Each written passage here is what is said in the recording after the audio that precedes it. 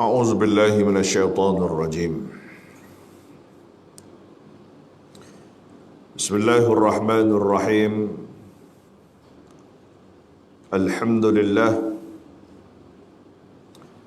Alhamdulillahi rabbil alamin.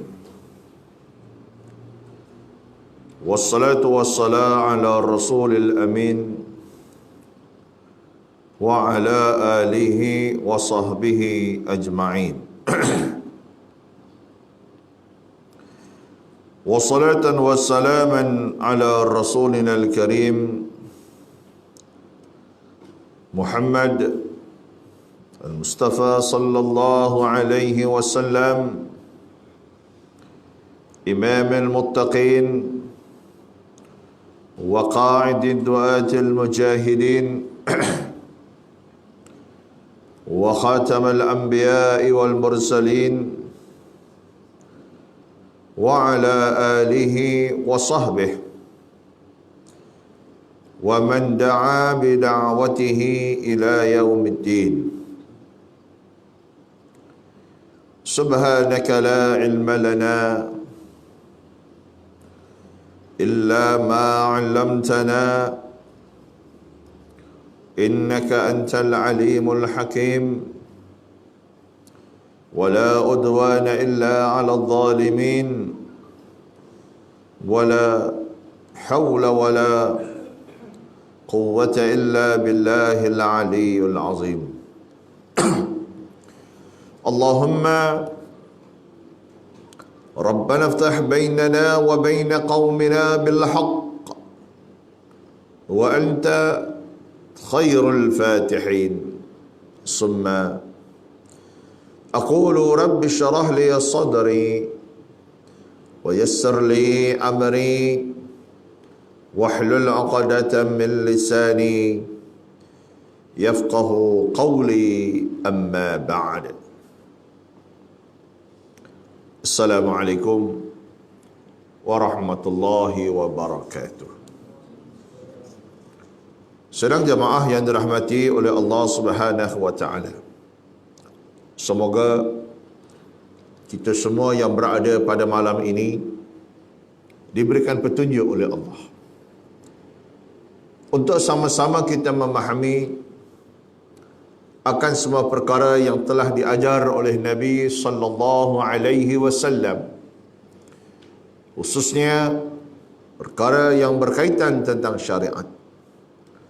Suatu perkara yang perlu untuk kita laksanakan di dalam kehidupan seharian kita semata-mata untuk mencari keredaan di sisi Allah Subhanahu wa taala.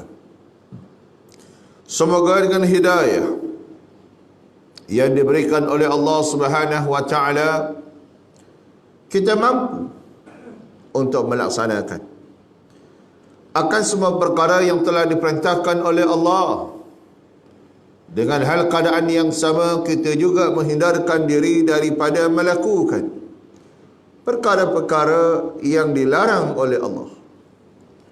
Seterusnya sudah pasti kita sebagai hamba kepada Allah Subhanahu wa taala akan bersifat ar-raja' wal khauf, berharap dan takut kepada Allah Subhanahu wa taala di atas setiap perlakuan yang telah kita laksanakan ataupun sesuatu yang sedang kita laksanakan ataupun sesuatu yang bakal kita rencanakan, agar ianya diterima oleh Allah dan kita semua digolongkan oleh Allah Subhanahu wa taala di kalangan mereka-mereka yang bertakwa kepadanya. Sedang jemaah yang dirahmati oleh Allah Subhanahu wa taala, marilah sama-sama kita renungkan satu ayat daripada surah At-Taubah, ayat yang ke-36. A'udzu billahi minasyaitonir rajim. Inna iddatash syuhuri 'indallahi 12 syahra fi kitabillahi yawma khalaqas samawati wal ard minha arba'atun hurum zalika dinul qayyim fala tuzlimu fihinna anfusakum wa qatilul musyrikina kaffah kama yuqatilunakum kaffah wa'lamu anna Allaha ma'al muttaqin. Sadaqallahul azim. Tuan-tuan dirahmati oleh Allah Subhanahu wa taala. Di dalam ayat ini Allah Subhanahu wa taala menceritakan tentang perihal keadaan yang berlaku di dalam setahun ada 12 bulan. 12 bulan yang dimulai daripada bulannya apa? Bukan Januari, Muharram. Ya, Muharram. Selepas Muharram, Safar. Lepas Safar, Rajab, Syawal. Rabiul Awal, Rabiul Akhir, Jamadil Awal, Jamadil Akhir. Seterusnya masuk Rajab dan Sya'ban, Ramadan dan Syawal, dan diakhiri dengan Zulqa'dah serta Zulhijjah. Ini 12 bulan tuan-tuan sekalian yang terdapat di dalam bulan-bulan Islam. Dan pastinya tuan-tuan sekalian, dalam setiap bulan Islam ini dia ada sejarah. Kenapa dinamakan dengan Rabi'? Kenapa dinamakan dengan Jumada? Yang keadaan Rabi' itu ada dua, awal dan sani. Begitu juga dengan Jumada, awal dan sani. Begitu juga tuan-tuan sekalian dengan bulan-bulan yang lain. Sehingga di dalam ayat ini Allah SWT sebut tuan-tuan sekalian tentang arba'atun hurum. Allah cerita dalam ayat ini tentang 4 bulan yang haramkan. Tuan-tuan, persoalan timbul. Kenapa 4 bulan ini diharamkan oleh Allah Subhanahu wa taala? Adakah haramnya itu dalam keadaan kita melakukan sesuatu amalan-amalan yang terdapat di dalamnya? Ataupun kita melaksanakan sesuatu perkara yang memang perkara itu tidak boleh sama sekali untuk kita lakukan, dalam keadaan kita nak menjadi sesuatu yang disukai oleh Allah Subhanahu wa taala. Justru tuan-tuan sekalian, kalau kita lihat bulan-bulan ini diharamkan oleh Allah SWT yang disebutkan sebagai arba'ah, 4, maka ianya dimulai dengan bulan Muharram. Kemudian disambung dengan bulannya Rajab, yang dinyatakan oleh Nabi SAW di antara bulannya apa?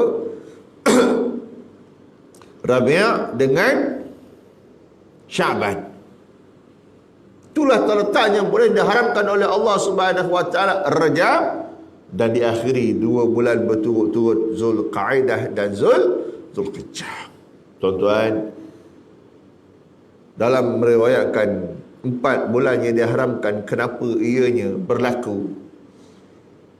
Kerana di dalamnya itu dilarang sama sekali oleh Allah Subhanahu wa taala untuk kita melakukan peperangan.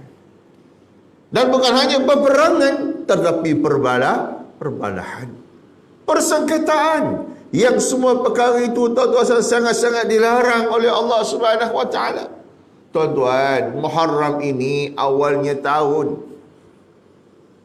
Awal tahun ni tuan-tuan sekalian, biasanya kita sambut dengan keadaan yang penuh apa?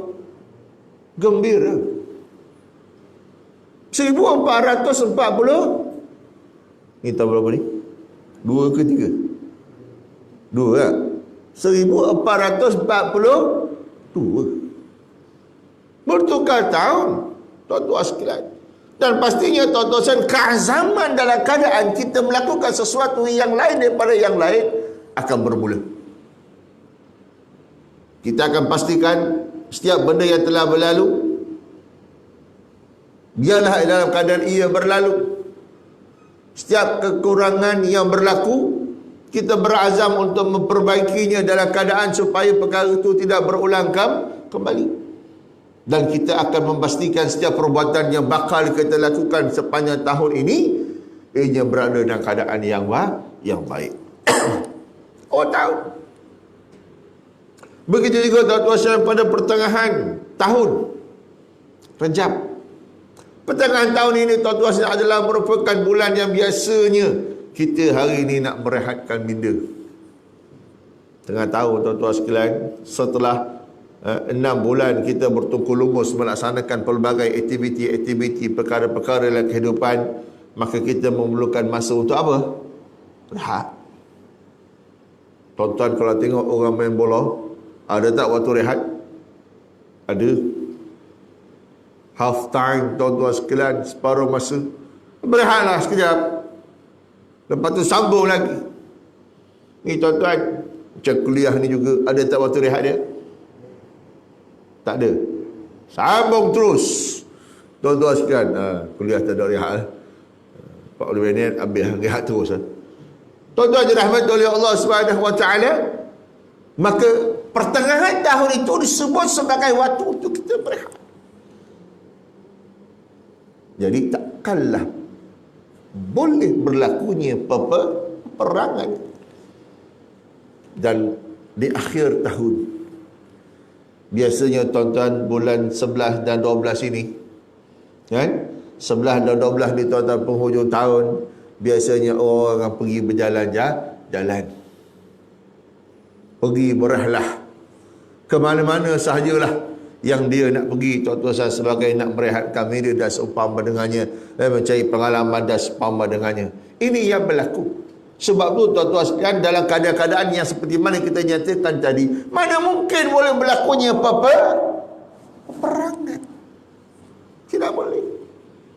Ini tuan-tuan sekalian, sebab tu Allah haramkan. Dan perkara ni tuan-tuan sekalian, seolah-olah telah disepakati di kalangan orang-orang Arab yang berada di sana tuan-tuan sekalian, ya, bukan hanya di Mekah saja semata-mata, tetapi di mana-mana juga tuan-tuan sekalian, bila musim-musim itu berlaku 4 bulan ini, mereka tidak akan melakukan apa? Perangan. Di samping perkara yang keduanya tuan-tuan sekalian, dilarang kepada kita untuk melakukan perkara-perkara yang mungkar, perkara-perkara maksiat, perkara-perkara yang Allah tidak suka. Sebab tu tuan-tuan sekalian, bulan-bulan yang seperti ini kita pertingkatkan amal-amal kita. Ni tuan-tuan sekalian.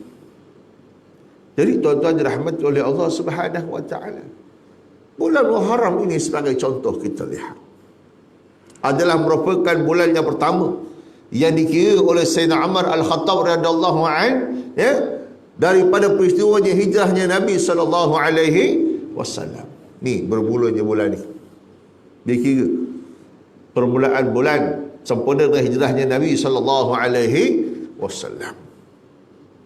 Tuan-tuan, di samping itu tuan-tuan sekalian, banyak hawadis, banyak peristiwa-peristiwa besar yang berlaku di dalam bulan ini tuan-tuan sekalian, untuk menambahkan lagi keyakinan kita kepada siapa? Allah Subhanahu Wa Taala. Kita baru saja melepasi Tasu'a wa Ashura. Tasu'a ni apa tuan-tuan? Hari yang ke-9 daripada bulan Muharram. Ashura, hari yang ke-10. Tuan-tuan, 10 Muharram ini seolah-olah menjadi adat. Seolah-olah menjadi adat kepada seluruh umat Islam. Kita lihat dalam negara kita saja tuan-tuan sekalian, 10 Asyura ni apa yang berlaku? 10 Asyura ni apa yang berlaku tuan-tuan dalam negara kita? Orang akan melaksanakan apa? Ya? Bubur. Orang akan melaksanakan bubur Asyura. Tuan-tuan, adakah bubur ini sunnah? Ni tuan-tuan, sehingga dalam negara kita ni, bubur ni tuan-tuan ada 4 jenis pula. Bubur di selatan tanah air dinamakan sebagai bubur apa? Asyura, bukan bubur lambuk. Asyura, bubur lambuk juga. Bubur lambuk tu Ramadan dia ada. Asyura ni tak ada bubur lambuk. Dia bubur apa? Asyura. Sama je. Tu di selatan. Oh, di utara tuan-tuan sekalian, buburnya pekat, melekat, manis. Tu di utara. Di pantai timur lagi lah tuan-tuan sekalian. Orang selatan tak boleh makan. Berempah. Dicampur dengan daging dan seumpama dengannya. Tuan-tuan. Sehinggalah tuan-tuan sekalian di tempat yang lain, ada juga jenis. Orang sebut sebagai apa? Cerit murai. Ada juga. Makanan tu disebut sebagai apa? Cerit murai. Tahu cerit murai? Muntah murai. Macam itulah makanannya. Tuan-tuan tak pernah dengar. Tuan-tuan orang baru, generasi baru. Saya generasi lama, saya tahu. Tuan-tuan dirahmati oleh Allah Subhanahu Wa Taala. Ini empat besi yang ada tuan-tuan negara kita. Tuan-tuan sekalian, yang tuan-tuan mungkin pernah jumpa. Saya sendiri tuan-tuan sekalian pernah jumpa dah. Yang pantai timur tak boleh makan. Sebab saya orang selatan. Ini tuan-tuan sekalian. Yang utara tak pernah jumpa lagi. Yang cerit murai lagi lah tak pernah nampak. Tapi nak ceritanya tuan-tuan, kenapa? Adakah ianya merupakan satu adat semata-mata, ataupun ianya merupakan satu syariat yang diajarkan Nabi sallallahu alaihi wasallam 10 Asyura? Ini makanan utama yang kena kamu buat. Sedangkan tuan-tuan banyak lagi amalan-amalan yang lain yang dilaksanakan sendiri oleh Nabi sallallahu alaihi wasallam yang ada dalilnya tuan-tuan, dan yang sepatutnya kita apa? Lebih beratkan daripada perkara itu. Dan adakah perkara bubur ini menjadi kesalahan pula tuan-tuan sekalian untuk kita lakukan pada 10 Asyura? Jadi kesemuanya ini tuan-tuan sekalian perlu difahami. Kerana apa? Kerana pasti kita akan melalui 10 Asyura ini setiap tahun. Kita tak boleh elak tuan-tuan sekalian. Makanya dalam membahaskan perkara ni, kita tak menafikan 10 Asyura itu mempunyai keistimewaannya. Kita tidak menafikan. Kerana banyak hawadis, peristiwa-peristiwa besar yang berlaku pada tanggal tersebut. Tuan-tuan sekalian. Ya? Daripada peristiwa-peristiwa yang banyak itu, antaranya apa? Adam AS dicipta oleh Allah Subhanahu Wa Taala.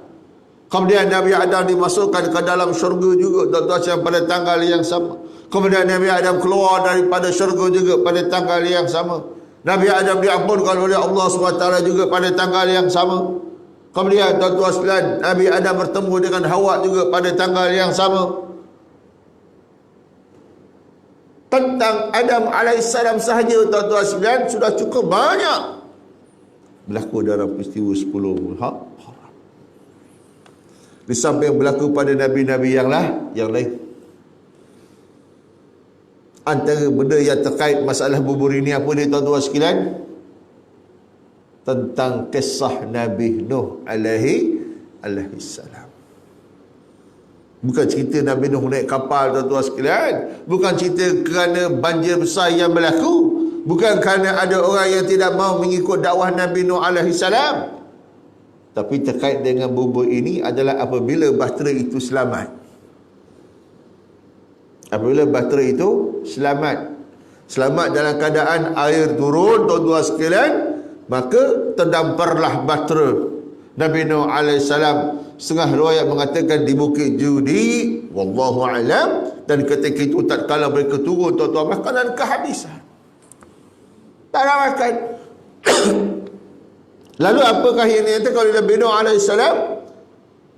Cubalah tengok apa-apa yang ada, yang tersisa pada kita. Maka masing-masing mengeluarkan makanan-makanan yang sedia ada pada mereka. Iaitulah diriwayatkan daripada jenis kekacang-kekacang yang ada daripada pelbagai. Maksudnya apa tuan-tuan sekalian? Ada makan tapi daripada jenis kekacang yang pelbagai. Macam-macam kacang Jadi lalu Nabi Nuh AS kata, maka masalah kekacang-kekacang itu, masalah kerana ini adalah merupakan anugerah dari Allah untuk kamu semua. Lalu mereka dimasak, tuan-tuan, sedang kekacang itu dicampurkan ke semuanya, lalu diagih-agihkan kepada semua yang ada ketika itu. Tuan-tuan sekalian, ini yang nyatakan sebagai sejarahnya. Cara masakannya tidak pernah disebut pun. Cara masakannya tidak pernah apa? Disebut pun, tuan-tuan sekalian. Wallahu a'lam. Setakat ni saya tak pernah jumpa lah macam mana Nabi Nuh masak sehingga dijadikan sebagai bumbu apa? Bumbu Asyura. Wallahu a'lam. Ini tuan-tuan, kalau tidak takkanlah sampai wujudnya pelbagai versi dalam negara kita. Ni tuan-tuan sekalian, itu baru negara kita je, itu belum lagi di mana? Di tempat-tempat yang lain. Wallahu a'lam. Jadinya tuan-tuan sekalian, itu yang berlaku. Ni. Jadi tuan-tuan dirahmati oleh Allah SWT, maka kita nak kaitkan dengan apa yang dilaksanakan oleh Nabi SAW supaya perkara yang kita nyatakan tadi, tentang apa tadi kita cerita? Jangan sampai jadi adat lah. Biarlah ia jadi satu benda yang kita buat, tuan-tuan sekalian. Kadang-kadang orang berpenat lelah, tuan-tuan sekalian, masak benda tu daripada pagi sampai ke tengah hari, tuan-tuan sekalian. Bukan seperiuk, berapa periuk? 2-3 periuk nak bagi orang makan. Tuan-tuan, di situ kita ambil. Apa dia? Di situ kita ambil. Buah Asyura ni, tuan-tuan, saya nak ceritanya lain dari yang lain lah. Dia takkan buat, dia takkan dimasak pada waktu-waktu biasa, betul tak? Mesti punya dia akan dibuat, dimasak pada waktu seperti inilah. Asyura ni, tuan-tuan, 10 Muharram ni. Makanya tuan-tuan sekalian, yang menjadi kaitan kita pengamalan Nabi SAW tentang perkara tersebut, apa dia? Nabi memberi makan yang lain dari yang lain, special, khususnya kepada ahli keluarganya dan juga di kalangan anak-anak yatim, orang-orang susah, dan beri makan. Makanya tuan-tuan sekalian, kita ambil modul itu. Asyura tadi ni, apa dia, bubur, tuan-tuan sekalian, masak special sikit, tuan-tuan sekalian, dengan macam-macam dah kira lah bersih apa pun, kita agih-agihkan kepada orang lain untuk dijadikan sebagai makanan jamuan yang disunatkan oleh Nabi sallallahu alaihi wasallam. Jadi salah tak masak bubur, tuan-tuan? Ya, tak salah lah. Tak salah. Yang penting saya jangan tak dapat, tu saja. Ni tuan-tuan sekalian. Jadi tuan-tuan dirahmati oleh Allah Subhanahu wa taala. Dan banyak lagi peristiwa-peristiwa yang berlaku kepada nabi-nabi. Antaranya Nabi Ibrahim AS yang dibakar oleh siapa? Namrud. Sehingga Allah turunkan ayat Al-Quran, ya nar, qulna ya nar. Kami berkata kepada siapa? Api. Allah beritahu kepada api, ya nar, rukuni bardan wa salaman ala Ibrahim. Jadikan diri kamu itu bardan. Apa dia bardan? Ni macam ni tuan-tuan, sekarang kita tengah bardan ni. Apa dia? Syuk. Semua gini je tu. Semua gini. Saya tengok semua gini. Tak tahu kenapa. Nak sembahyang, dah sembahyang apa. Semua gini tuan-tuan. Pegang gini. Semua gini. Kan? Saya rasa sejuk dah tu. Jadi tuan-tuan, dah tahu sejuk, kurangkanlah sikit. Ni buat tak tahu je semua. Payah juga. Ya tuan-tuan dirahmati oleh Allah Subhanahu wa taala. Apa yang ceritanya? Bardan. Api yang sifatnya apa? Panas. Confirm. Satu dunia tuan-tuan, saya tahu daripada dulu, kini dan selama-lamanya, api itu tidak ada yang sejuk. Tak ada. Sebab memang sifat api itu apa? Panas. Tapi kalau api itu sejuk, saya tak tahulah. Sebab tu tuan-tuan, Allah beritahu ke api, ya nar, rukuni bardan wassalaman. Jadi kalau sifat kamu itu sejuk dan selamat, salaman, sejahtera ala Ibrahim. Tuan-tuan, sejuk tak api ni? Sejuk tak api ni? Tuan-tuan, api pun boleh faham bahasa Allah Subhanahu wa taala. Apa tak ni? Api tuan-tuan, nak kata ada akal pun kita tak tahu ada akal ke tidak. Ada telinga ke tidak? Ada mata ke tidak? Wallahu alam, kita tak tahu tuan-tuan sekalian. Tetapi api ni tuan-tuan sekalian, apabila Allah kata kepada dia, ya nar rukuni bardan wa salaman ala Ibrahim, sejuk terus tuan-tuan sekalian, bertukar sifat. Dalam keadaan tuan-tuan sekalian dia itu panas, boleh jadi sejuk. Agak-agak tuan-tuan, api ni boleh ke dia terima norma yang baru? Agak-agaklah api ni boleh tak dia terima norma yang baru tuan-tuan sekalian? Dalam keadaan dia panas, tiba-tiba macam mana dia nak sejukkan? Boleh ke tak boleh? Boleh tuan-tuan, tapi payahlah sikit tuan-tuan sekalian. Macam kita lah hari ni nak ikut norma baru ni tuan-tuan sekalian, payah sikit sebab tak biasa ni tuan-tuan sekalian. Tapi bagaimana api tuan-tuan sekalian cukup taat kepada perintah Allah Subhanahu Wa Taala. Di situ kuncinya tuan-tuan.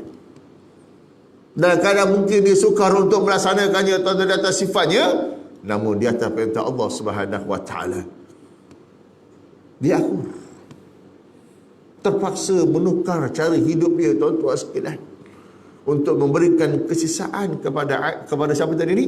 Ibrahim alaihi salam. Ni tuan-tuan sekalian, renungkan peristiwa-peristiwa itu tuan-tuan sekalian. Ni apatah lagi kita manusia. Manusia digerakkan oleh Allah dengan apa ni? Akal. Yang sepatutnya tuan-tuan sekalian kita pada hari ini lebih baiklah daripada api. Ni tuan-tuan sekalian, ingat api ni tuan-tuan sekalian kecil-kecil memang dia jadi apa? Kawan. Tapi api ni tuan-tuan kalau dah besar dia jadi apa? Dia jadi lawan. Tapi saya tengok tuan-tuan api memang buat main je kat bibir, biasa-biasa je. Biasa kan main api kat bibir. Oh, excel tuan-tuan sekalian, berasap-rasap. Jangan main-main tuan-tuan, jangan main-main. Tu api. Ingat sikit tuan-tuan sekalian. Pertama sifat dia dah panas. Tuan-tuan pun tak suka panas, tapi tuan-tuan buat juga. Tuan-tuan pula orang lain dah. Ni tuan-tuan sekalian, ni tuan-tuan dirahmati oleh Allah SWT, itu api. Saya nak kaitkan tentang kisah Nabi Ibrahim alaihi salam. Maka saya nak kaitkan lagi tuan-tuan sekalian dengan kisah yang memang warid, ada dalil, ada hadis daripada Nabi SAW tentang peristiwa itu. Ni tuan-tuan sekalian, apa dia? Iaitulah peristiwa ketika mana Nabi SAW sampai saja di bumi Madinah. Sampai di Madinah tuan-tuan sekalian, Nabi dulu di sana, bergaul dengan masyarakat di sana. Tiba saja 10 Asyura, Nabi nampak, Nabi lihat dengan mata kepala dia sendiri. Riwayat daripada tuan-tuan sekalian Ibnu Abbas radhiyallahu an, ya, Nabi tanya dengan orang-orang Yahudi yang ada di sana. Kenapa tuan-tuan sekalian? Kerana mereka berpuasa. Ni tuan-tuan, Nabi tengok, kenapa kamu puasa ni? Majoriti tuan-tuan sekalian di kalangan orang Yahudi berpuasa. Orang-orang yang menetap di orang Yahudi yang menetap di Madinah ni tuan-tuan sekalian adalah asalnya daripada mereka-mereka yang berada di bumi Palestin. Ini sejarah. 3 golongan Yahudi yang besar. Apa dia? Nadir, Quraizah dengan Qainuqa. Ini 3 golongan Yahudi ni tuan-tuan sekalian, ya, mereka keluar daripada Palestin kerana apa? Kalah dalam peperangan dengan Rom. Yang mana hal keadaan mereka ni tuan-tuan sekalian keluar sebab tempat-tempat ibadah mereka telah dimusnahkan habis. Keluar. Masuklah mereka ke Madinah. Ni tuan-tuan, bermaksud mereka-mereka ini apabila sampai di Palestin, itu semua tempat-tempat para nabi. Jadi tuan-tuan sekalian, yang terkait dengan mereka adalah Nabi diutuskan kepada mereka, iaitulah di zaman Nabi siapa? Nabi Musa alaihi salam. Ini tuan-tuan sekalian, apabila terkait dengan Nabi Musa alaihi salam, kita tahu Kisah Nabi Musa ini tuan-tuan sekalian, dia mesti terkait dengan kisah apa? Firaun. Firaun adalah merupakan musuh dia yang paling utama tuan-tuan sekalian. Pertempuran itu berlaku di zaman dia. Makanya tuan-tuan sekalian, kita tengok kepada apa yang berlaku kepada Nabi SAW tadi. Tanya dengan siapa? Dengan orang Yahudi ni, kenapa kamu berpuasa pada hari ini? Lalu apa mereka kata? Kami berpuasa ni sebab kami mengingati dan meraihkan kemenangan yang Allah beri kepada kami, kerana kami semua telah selamat daripada siapa? Daripada Firaun yang diketuai oleh Musa alaihi salam dalam peristiwa itu. Tuan-tuan nampak tak? Jadi maksudnya tuan-tuan sekalian, mereka meraihkan Allah selamatkan Nabi Musa AS dengan mereka daripada serangan Firaun. Ni tuan-tuan sekalian, ya, ceritanya tuan-tuan sekalian panjang lebar, kita pendekkan. Tatkala tuan-tuan sekalian semua sihir-sihir Firaun telah kembali kepada Musa alaihissalam, hasil daripada kehebatan Allah Subhanahu wa taala menundukkan kehebatan mereka dengan mukjizat. Hanya sekadar dengan menggunakan al-asa, tongkat. Cukup tersohor cerita ini, tongkat itu bertukar menjadi seekor ular yang besar. Setengah riwayat mengatakan memakan, membahang, menelan semua ular-ular yang dicipta oleh sihir-sihir tersebut. Yang akhirnya mereka ni ada yang ikut beriman dengan Musa alaihissalam. Firaun semakin marah. Dan keadaan ketika itu tuan-tuan sekalian terus diburu Musa.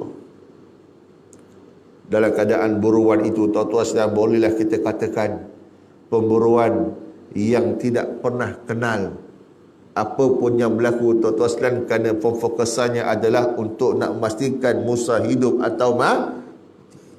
Itu je. Musa lari pun tuan-tuan sampai diberitakan habis daratan. Musa lari tu sampai habis daratan. Maksudnya apa tuan-tuan, habis daratan? Dah tak ada darat dah nak lari lagi ni. Maksud tak ada darat lagi nak lari ni maksudnya apa tuan-tuan? Habis dah.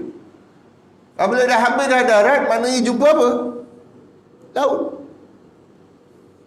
Nak lari mana tuan-tuan kalau sampai di tepi laut? Kita bukan boleh lari di atas laut. Tak boleh. Lalu ketika itulah Allah perintahkan kepada siapa? Musa alaihissalam untuk memukul lautan itu dengan tongkatnya. Maka dengan izin Allah Subhanahu wa taala, tuan-tuan, lautan itu terbelah menjadi apa? Menjadi dua. Ini kisah yang tercatat dalam Quran, tuan-tuan merujuk. Maka ketika itu tuan-tuan tanpa berlengah lagi. Tanpa berlengah. Dah tak fikir dah tuan-tuan sekalian. Kalau kita ini tuan-tuan sekalian pergi bercuti, kan? Pergi bercuti. Ya, ke mana-mana lah tuan-tuan pergi. Kan minggu ni dengan minggu lepas kan banyak cuti panjang, ramai orang berjalan. Jalan jam pun tuan-tuan, diupdatekan statusnya. Jamnya teruk, roti tak bawa, makan anggur je lah. Macam-macam. Ni tuan-tuan sekalian. Ada yang pula berhenti tuan-tuan ambil gambar.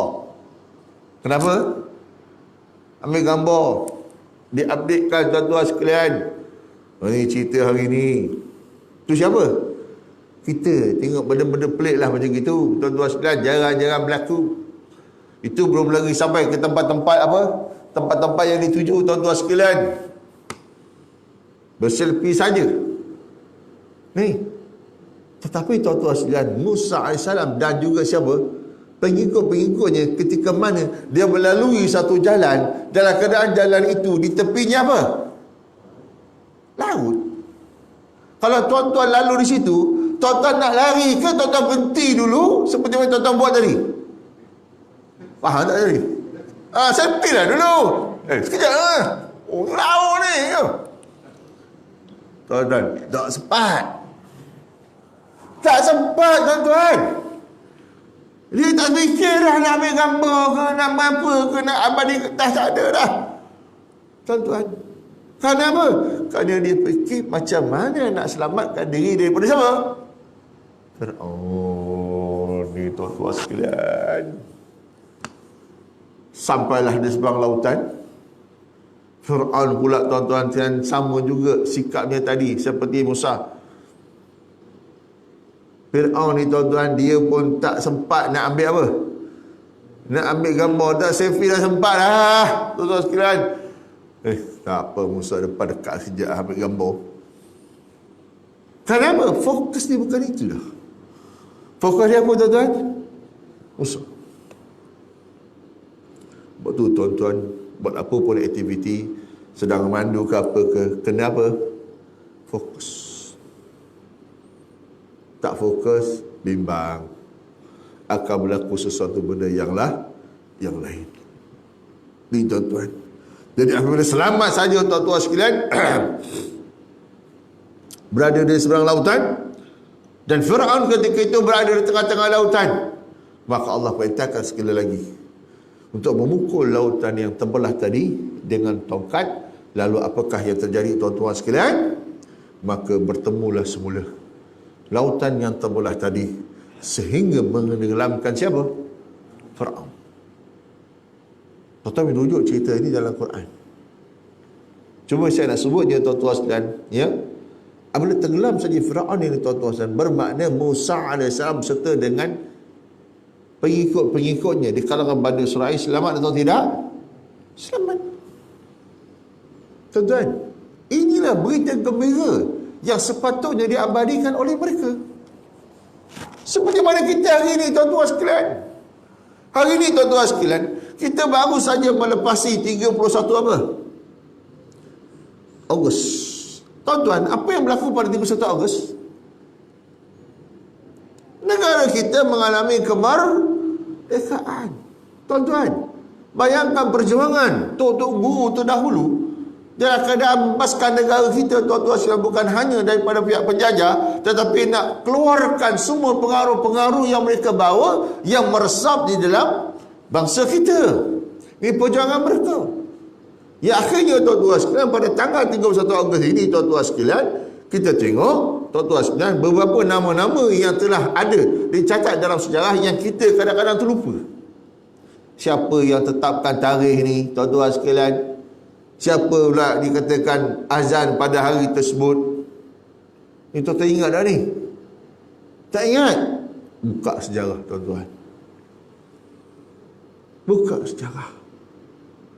Ni tuan-tuan sekalian. Bukan saja-saja letak 31 Ogos ni. Ni tuan-tuan sekalian. Ni cerita sejarah tuan-tuan sekalian. Jadi apabila berlaku saja tuan-tuan sekalian 31 Ogos ni, sampai sekarang setiap kali 31 Ogos kita sambut tak? Tuan-tuan, dengan kata sekolah, dan kata bangunan kerajaan, tuan-tuan sekalian, rumah, kereta, van kelang tu, tuan-tuan sekalian, bukan satu bendera. Berapa bendera? Atas van tu penuh bendera tuan-tuan. Saya berdoa dekat belakang, jatuhlah satu aku nak ambil. Dalam hati lah tuan-tuan sekalian. Tapi nak tengok bagaimana kuatnya gamnya tu tuan-tuan. Tak jatuh tuan-tuan, tak jatuh tuan-tuan. Jadi kita tengok suasana tu berlaku pada tanggal ini. Kenapa? Sebab mereka mengingati, mereka nak meraihkan. Inilah kejayaan, kemenangan negara kita tuan-tuan sekalian. Daripada pihak penjajah, kita kena ingat, kena raihkan. Tuan-tuan sekalian, kalau orang Yahudi, tuan-tuan sekalian, dia boleh berpuasa. Kita puasa tak 31 Ogos? Puasa tak? Tak puasa, kenapa? Kenapa tak puasa tuan-tuan? Astaghfirullahaladzim. Tuan-tuan sekalian, ya, ni saya nak ceritanya tuan-tuan, bukan sunnahnya puasa. Tak, saya nak ceritanya tuan-tuan kaitan tentang peristiwa-peristiwa yang tertentu seperti mana orang Yahudi tadi ni dia puasa. Nampak tak? Jadi sebab tu timbul isu di sini tuan-tuan sekalian, ya.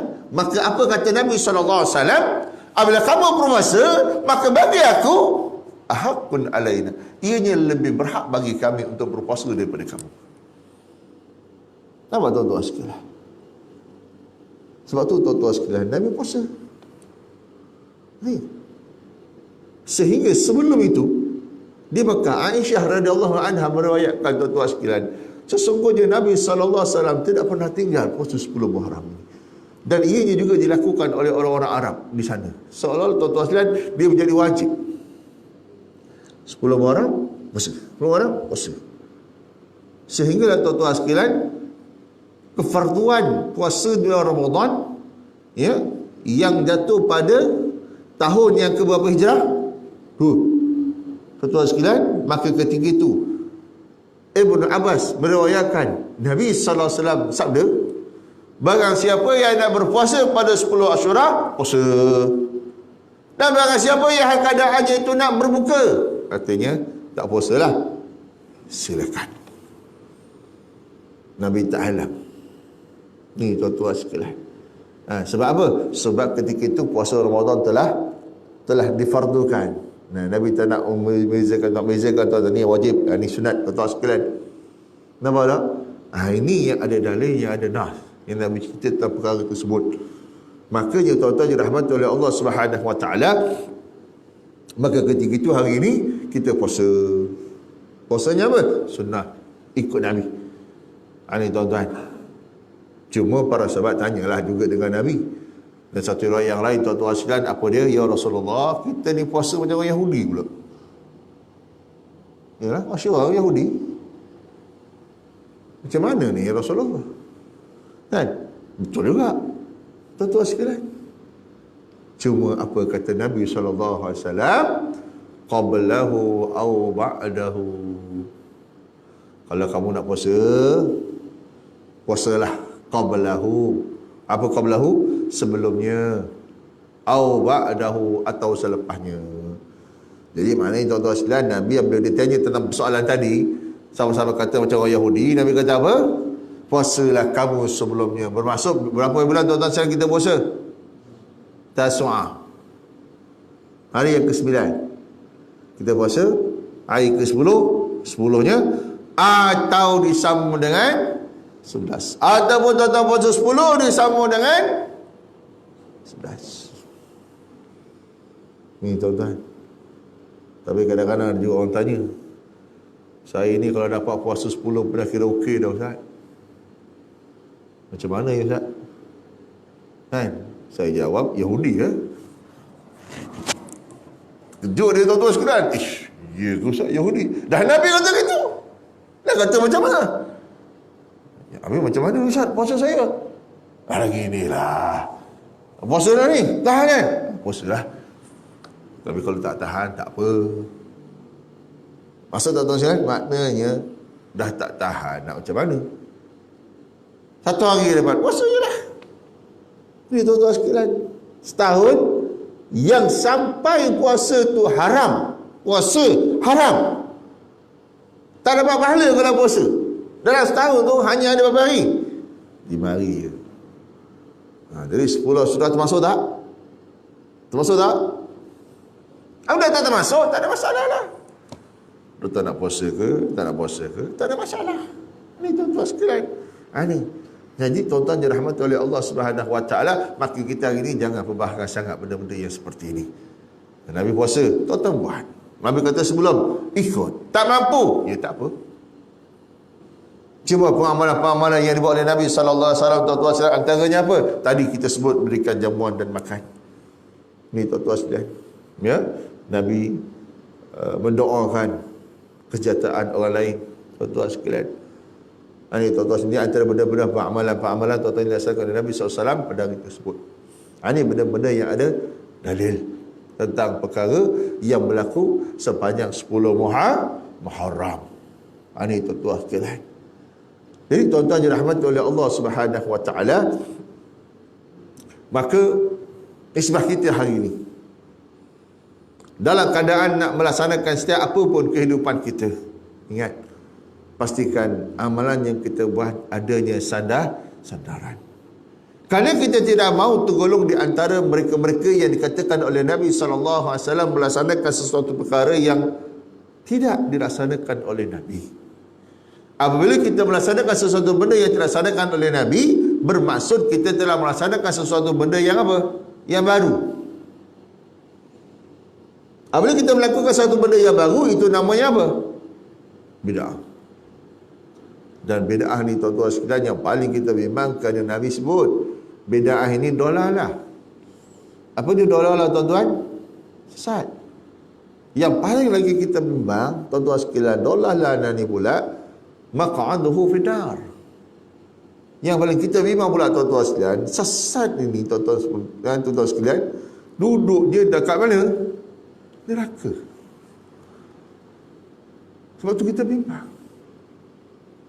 Makanya tuan-tuan sekalian, mulai pada hari ini, peristiwa-peristiwa penting dalam setiap saat dan detik kehidupan kita melalui bulan-bulan yang bakal kita lalui selepas ini, adanya beberapa keistimewaan yang telah diwariskan oleh Nabi SAW. Kita bongkar bersama tuan-tuan sekalian untuk kita jadikan sebagai satu pengamalan dalam kehidupan. Mudah-mudahan dengan pengamalan itu kita diterima oleh Allah. Jadi cukuplah sekadar itu kuliah kita malam ni. Semoga setiap apa yang kita amalkan hari ini akan diterima oleh Allah SWT. Dan jangan sekali-kali kita rasa jemu tuan-tuan dengan perkara itu, tuan-tuan sekalian. Ya, semoga segala apa yang kita lakukan hari ini adalah sesuatu yang terbaik yang pernah kita lakukan pada sebelum-sebelum ini, insya-Allah. قولوا قولي هذا أستغفر الله العظيم لي ولكم إنه هو الغفور الرحيم. اللهم اهدنا صراطك المستقيم صراط الذين أنعمت عليهم من النبيين والصديقين والشهداء والصالحين وحسن أولئك رفيقا يا أرحم الراحمين. اللهم ارزقنا فهم النبيين وحفظ المرسلين إلهام الملائكة المقربين في عافية وسلامة برحمتك يا أرحم الراحمين. اللهم اجعلنا من الذين يستمعون قولا ممن يتبعون ما أحسنه. اللهم ربنا عليك توكلنا وإليك أنبنا وإليك المصير. وصلى الله على سيدنا محمد وعلى آله وصحبه وبارك وسلم والحمد لله رب العالمين. سبحانك اللهم وبحمدك أشهد أن لا إله إلا أنت أستغفرك وأتوب إليك. بسم الله الرحمن الرحيم. والعصر إن الإنسان لفي خسر إلا الذين آمنوا وعملوا الصالحات وتواصوا بالحق وتواصوا بالصبر. السلام عليكم ورحمة الله وبركاته.